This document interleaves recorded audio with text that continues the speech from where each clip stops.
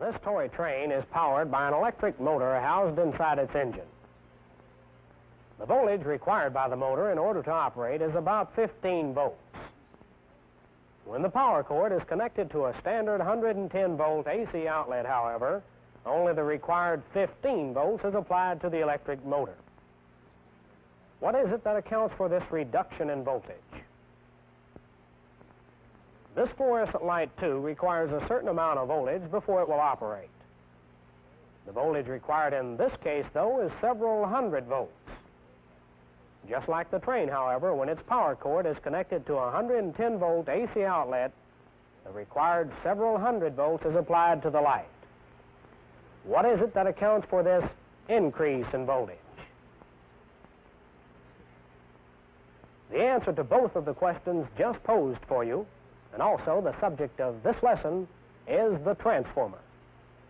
Now, just what is a transformer? Well, basically, we can say it's a device that does just what its name implies. It changes or transforms voltage. If the transformer reduces the voltage, as in the case of the train, it's called a step-down transformer. Whereas if the transformer increases the voltage, as in the case of the fluorescent light, it's called a step-up transformer. The ability of the transformer to transform voltage can be understood best if we first examine an important phenomenon in electricity, the magnetic field. When electric current passes through a wire, an invisible band of magnetic force is set up around the wire. In the case of direct current, this magnetic field expands to a certain point and stays there, except, of course, it's traveling around the wire all the time. For instance, if you were to grasp the wire in your left hand and extend your thumb in the direction the current is traveling, the magnetic field will be circling the wire in the direction of your fingers.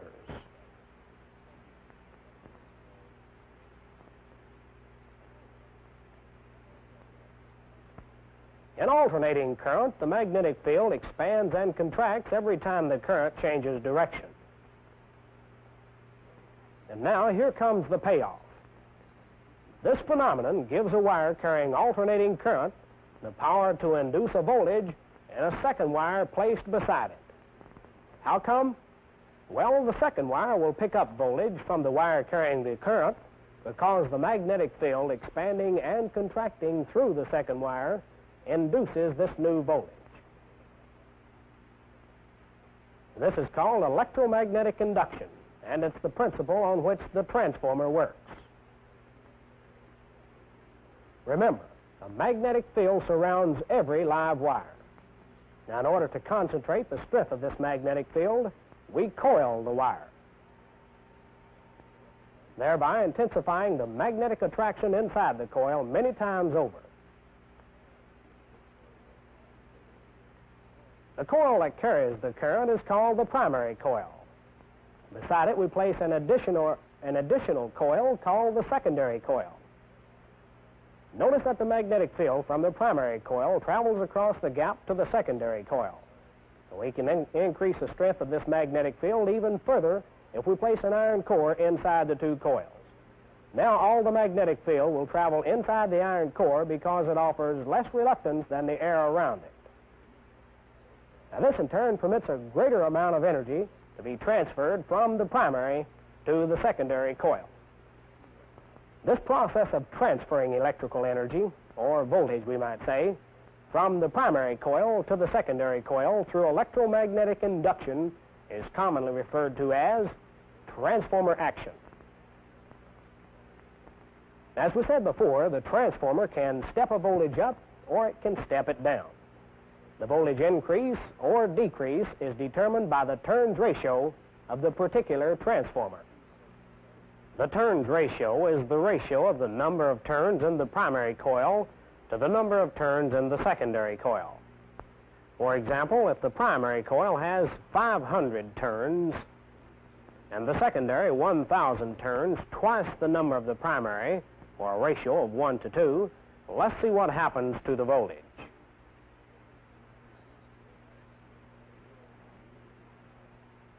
presto, Mr. Volt became twice his size. The ratio is 1 to 2, so the voltage doubles. In this case, the voltage is stepped up because the secondary coil is the largest. If, on the other hand, the secondary is the smallest, the voltage is stepped down. Either way, however, voltage is transformed. Now, it's important to realize that a transformer doesn't add any energy to a circuit. It merely changes or transforms the energy that already exists in the circuit from one voltage level to another. The total amount of energy in the circuit must remain the same. Now, if it were possible to construct a perfect transformer, there would be no loss in power in the transformer. Power would be transferred from one voltage current level to another. Since power is the product of current times voltage, an increase in voltage by means of the transformer must result in a decrease in current. And likewise, a decrease in voltage by the transformer must result in an increase in current. Now, stating it another way, we can say that a transformer which increases the voltage by a given ratio will decrease the current by the same ratio, and vice versa. For example, if we apply 10 volts at 10 amperes, or a power of 100 watts, to the primary of a step-up transformer, which has a turns ratio of 1 to 10, the voltage in the secondary would be 10 times that of the primary, 100 volts. But the current in the secondary would be 1/10 that of the primary, 1 ampere. The power in the secondary, however, would still be 100 watts. Now, let's suppose the same 10 volts at 10 amperes was applied to the primary of a step-down transformer, one which has a turns ratio of 10 to 1. The power in the primary would again be 100 watts. The voltage induced in the secondary would now be 1/10 that in the primary, 1 volt. The current in the secondary would now be 10 times that in the primary, 100 amperes. The power in the secondary, however, remains at 100 watts. Now, thus far, you've seen that if the secondary of a transformer has more turns than the primary, the voltage is stepped up. Whereas if the secondary has fewer turns, the voltage is stepped down. Now, later you'll see transformers in which the primary and secondary have the same number of turns. Such a transformer has a turns ratio of 1 to 1. Unlike the step-up and step-down transformer, a 1 to 1 transformer neither increases nor decreases voltage. The voltage and current available at its secondary is the same value as that applied to its primary. Now, the transformers we've dealt with thus far were assumed to be ideal transformers. That is, they were considered to be 100% efficient. Such an assumption is quite all right from a theoretical viewpoint. However, from a practical viewpoint, the construction of an ideal transformer is an impossibility. The primary reason for this can be realized by discussing a factor known as the coefficient of coupling. The coefficient of coupling, which is represented by the letter K, is a measure of the degree of coupling between the primary and secondary coils of a transformer. The coefficient is obtained by dividing the number of magnetic lines cutting the secondary coil by the number of magnetic lines actually produced by the primary coil. For example, if the primary of this transformer produced 10,000 magnetic lines, but only 8,000 lines cut the secondary, then the coefficient of coupling would be equal to 0.8. Now, if all of the magnetic lines produced by the primary coil of a transformer were to cut the secondary coil, the coefficient of coupling then would be 1. The coefficient of coupling for an ideal transformer is also 1. However, even with high permeability iron cores, a few of the magnetic lines fail to cut the secondary and are, in effect, lost. Now, this prevents the coefficient of coupling from ever being exactly unity, or 1, in an ideal, or I should say in a practical transformer. It should be pointed out, however, that a coefficient of coupling of 0.98 is possible between the coils of a well-designed transformer. Now, in general, there are 4 types of transformers. They include power transformers, audio transformers, RF, radio frequency transformers, and finally, auto transformers. Power transformers are used to step up or step down AC voltages occurring at the power frequencies, which you'll recall include 50, 60, and 400 cycles per second. It should be pointed out, however, that a particular power transformer is designed to operate at only one of these frequencies. For example, a power transformer that's designed to operate at 60 cycles per second couldn't be operated at 50 and 400 cycles per second. Now, quite frequently, and especially when dealing with schematics, you'll have to recognize a type of transformer by its schematic symbol. The schematic symbol for the power transformer can usually be identified by there being more than one secondary winding. In this case, there are 2 secondaries. However, other power transformers may have a different number. You'll notice that each secondary has a different number of turns. One of the secondaries has fewer turns than the primary. Therefore, it produces less voltage than that applied to the primary. The other secondary, though, has more turns and thus produces more voltage. Now, you'll also notice that the power transformer is constructed with an iron core. Now, unlike a power transformer, which is designed to operate at a specific frequency, the audio transformer is designed to operate over the entire range of audio frequencies, which is generally considered to be from 20 to 20,000 cycles per second. The schematic symbol for the audio transformer resembles that of the power transformer. The audio transformer, however, usually has only one secondary winding. Now, like the power transformer, the audio transformer, too, is usually constructed with an iron core. Well, at frequencies above 20,000 cycles per second, the RF transformer comes into use. At these frequencies, hysteresis and eddy current losses in an iron core become so great they have to be prevented. Therefore, RF transformers generally have an air core. The schematic symbol for an RF transformer, then, is easily identified by there being no vertical lines between the primary and the secondary coils. Now, a special type of transformer which uses only one winding for both the primary and the secondary coils is the auto transformer. In addition, an auto transformer can be used either as a step-up or as a step-down transformer.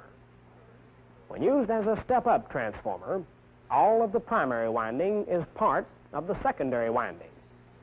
Here you see that the winding has a total of 1,000 turns. 600 of these turns serve as the primary, while the entire 1,000 turns serve as the secondary. Now, when an auto transformer is used as a step-down transformer, all of the secondary winding is part of the primary winding.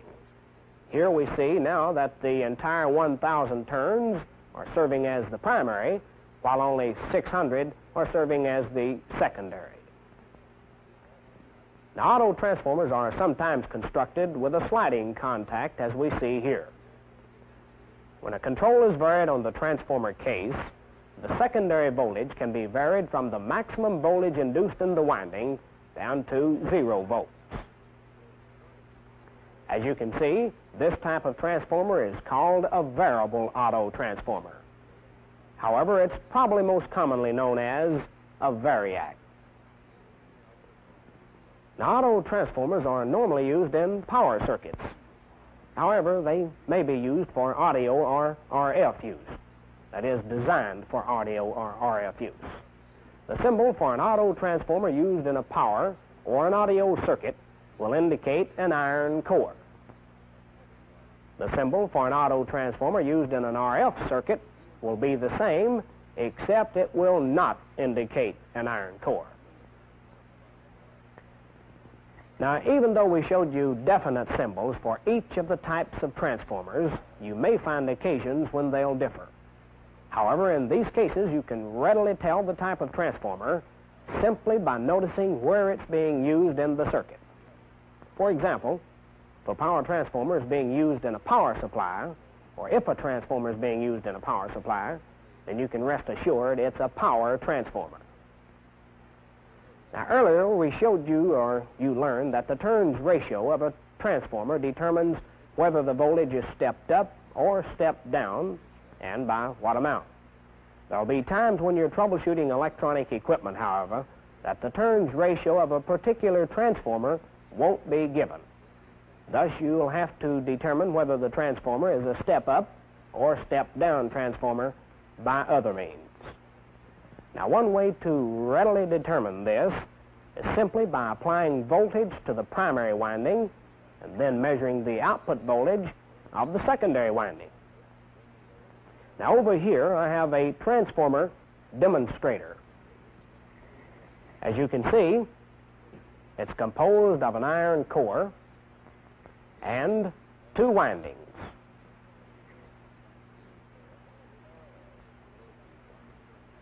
One of these windings will serve as the primary of the transformer, while the other winding will serve as the secondary. In the demonstration, we'll be using the bottom winding here as the primary. Now, here I have a power supply, and from these two terminals on the power supply, we can obtain 6.3 volts AC.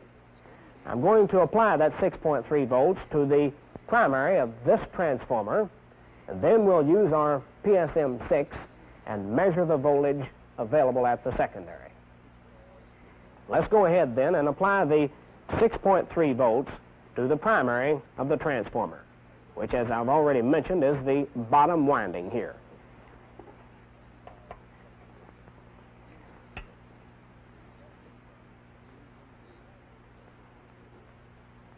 Now, if we'll turn the power switch on, we have 6.3 volts applied to the primary of the transformer. Now, the PSM6 has already been set up to measure AC voltage on the 50-volt range. So, let's go ahead then and see how much voltage is available at the secondary.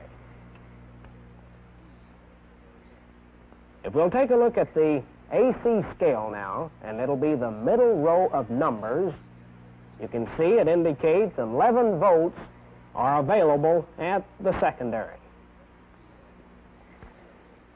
Now, since this is greater than the 6.3 volts applied to the primary, this then readily tells us that this transformer is a step-up transformer. Now, if the transformer in question was a step-down transformer, then it's obvious that just the opposite would be true. The voltage measured across the secondary would be less than the voltage applied to the primary.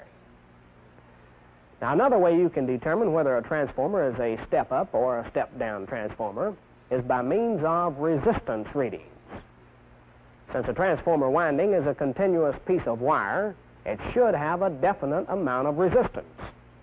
And the more turns the winding has, the greater the resistance will be. Therefore, by comparing the resistance readings of the various windings, we can determine the turns ratio of the transformer, and thus whether the transformer is one which steps the voltage up or steps it down. Well, let's measure the resistance of the windings in our transformer we're using here and see if this holds true. Before we do it, however, there's a few words of caution I should point out, and that is, whenever making resistance checks in a transformer, ensure there is no voltage applied to the transformer. So let's turn the voltage off, disconnect the lead so we'll get accurate readings on our transformer windings, and let's proceed with the checks. Now, first, we'll have to set the PSM6 up so it'll read resistance. We'll place the function switch in the ohms position, and we'll place the range switch in the ohms times 1 position, since we're dealing with a relatively small amount of resistance here. And now, so we'll get an accurate reading, let's zero the meter.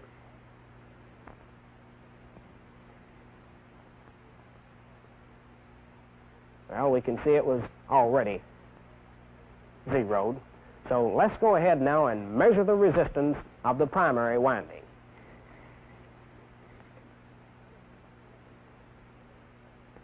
All right, if we'll take a look at the meter now, we'll see that the primary winding has about 10 ohms of resistance. All right, let's go on over to the secondary winding and see how much resistance it has. Remember now, we're on the ohms times 1 scale, and this time we can see the PSM6 indicates about 20 ohms of resistance for the secondary. Now this indicates then that there's twice as many turns in the secondary as there is in the primary. So the turns ratio is 1 to 2, thus the transformer is indeed a step-up transformer. In a step-up transformer, then, the resistance of the secondary is higher than the resistance of the primary. So, for a step-down transformer, just the opposite would be true. The resistance of the primary is higher than the resistance of the secondary. Now, two other checks you'll have to perform on transformers quite frequently are those for an open or a shorted winding. Both of these checks can be performed with an ohm meter. Over here I have two windings identical to the windings we're using in our transformer.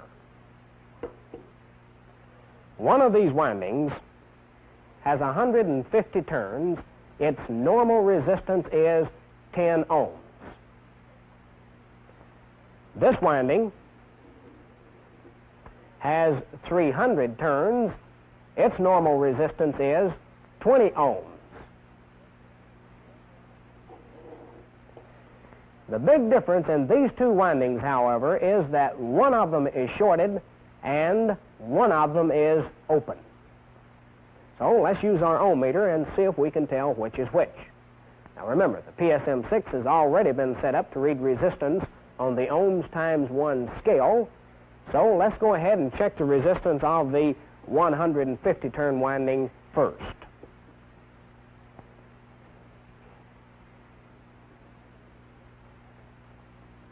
If we'll take a look at the meter now, we'll see that it reads infinity. Well, since the PSM6 always reads infinity for an open, this then indicates that the 150 turns winding, the one I'm now measuring, must be the open winding. We see then that an open transformer winding, primary or secondary, is indicated by a reading of infinity on an ohm meter. Now that brings us to the 300 turns windings. And since the 150 turns winding was open, then the 300 turns winding must be shorted. But let's go ahead and check it and see what indication we get.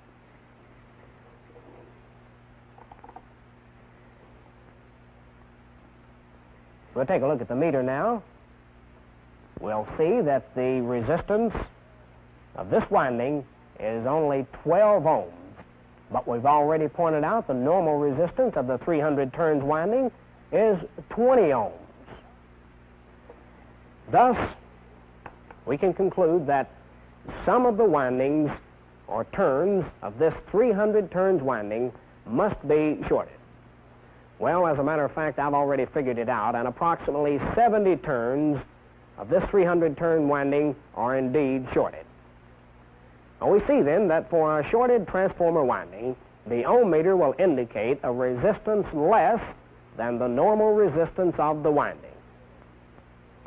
Now, of course, the greater the number of turns shorted, the greater the decrease in the resistance of the winding. Now, it's also possible for one of the transformer windings to be shorted to the core of the transformer, or even for the different windings to be shorted together. However, these troubles can easily be located since the resistance between any two windings or between any winding and the core should always be infinite. Well, that brings to a conclusion this lesson on transformers. Later, when you study the various types of electronic circuits, you'll find the transformer's applications to be both varied and many. So learn them well, and until I see you again, goodbye.